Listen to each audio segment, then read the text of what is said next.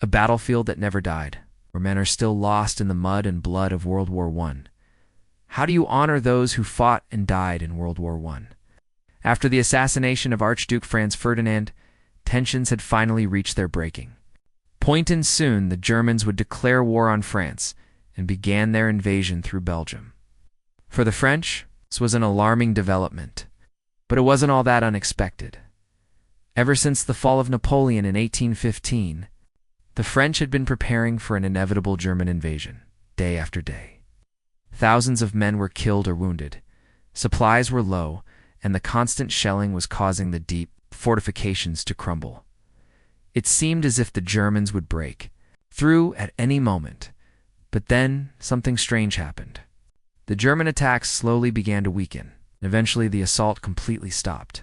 They had not anticipated the ferocity of the assault and had not taken the necessary precautions to protect themselves against artillery fire.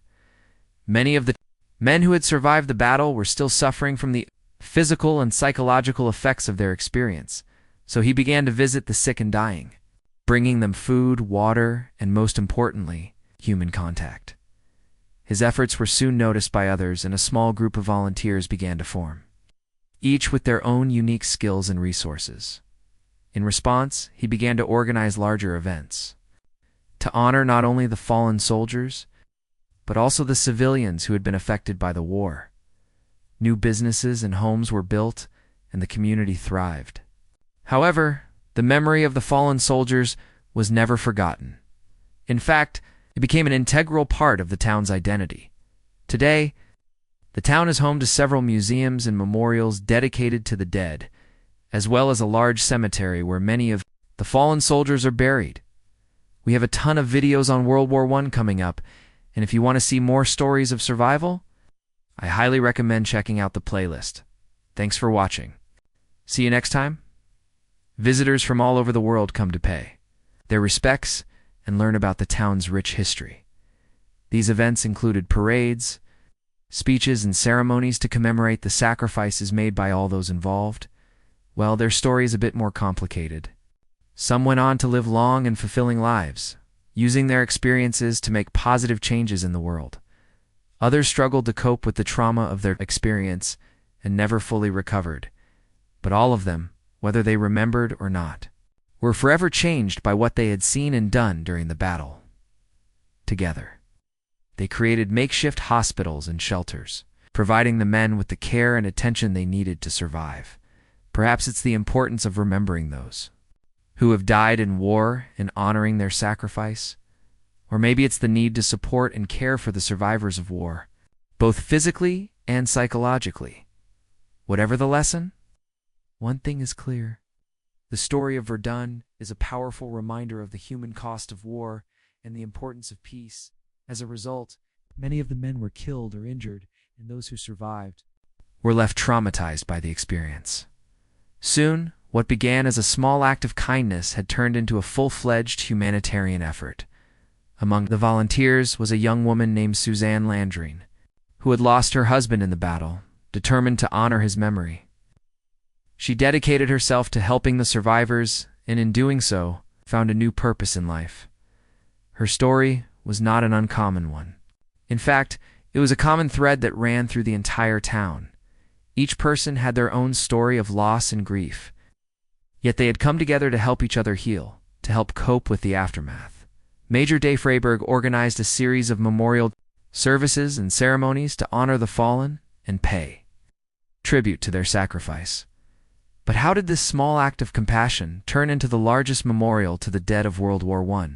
Following the end of the battle, Major de Freiberg continued his work with the surviving soldiers, helping them to reintegrate into civilian life. He understood that the trauma of war could last long after the fighting had stopped, and so he created programs to provide counseling and support to those who needed it. His efforts were instrumental in helping the men to overcome their physical and psychological wounds and return to a sense of normalcy. These events helped to bring the community together and provided a sense of closure for the survivors. The Germans had run out of ammunition, and with their supply lines cut off, they were forced to retreat. Over the next few days, the French would counterattack, pushing the Germans back across the river. The battle was over. The French had won. During this time, French army had conducted extensive studies into the German Empire's military capabilities. In total, 370,000 men had been lost between both sides, making it the deadliest battle in human history. And while most of these men had perished during the German assaults, there was another group of victims, men who had survived the battle only to die afterwards from illness, wounds, or exhaustion, and had come to the conclusion that an invasion would most likely happen through neutral Belgium. And so plans were made to hold the Germans up long enough for the rest of the French army to mobilize and take up their positions. This small act of kindness set in motion a chain of events that would ultimately lead to the creation of a memorial unlike any other, a testament to the resilience of the human spirit and the power of compassion. But let's get back to our regularly scheduled programming. With a memorial arch, a minute of silence, or perhaps a museum to remember all those who were lost, people in Verdun, France went one step further and built an entire town to pay tribute to the fallen soldiers. But why did they do this, and what is it like today? Why has it been described as the gateway to hell? Let's find out in today's episode of Fake Tank Battles. The year was 1914, and Europe was on the verge of war. This plan involved conducting a fighting retreat through Belgium, drawing the Germans away from the actual invasion force, which would enter through the French border near the city of Verdun. In the beginning, things went according to plan. They had pushed hard, much harder than expected, and now wanted nothing more than to take a breather before the real battle began. What followed was a week-long standoff, as both sides prepared for the inevitable battle. On the morning of February, the Germans opened fire, and the Battle of Verdun had begun as the German invaders moved into Belgium. They were indeed slowed down by fierce resistance and forced to fight instead of simply marching. However, in spite of heavy losses, the Germans continued to push forward until finally reaching the French border. Here, entrenched behind the Meuse River, is the main force of the French army, ready to repel the invaders. But the Germans weren't done. Yet, for the French, the battle was a disaster. But when they took stock of the damage, they realized just how costly the victory had been.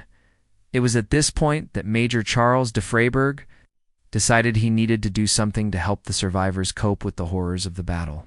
Having experienced combat himself, he knew that even after the fighting had stopped, the psychological wounds remained. So he began to visit the sick and dying, offering them food, water, and comfort. While he couldn't alleviate their physical pain, he could at least make sure that they didn't die alone.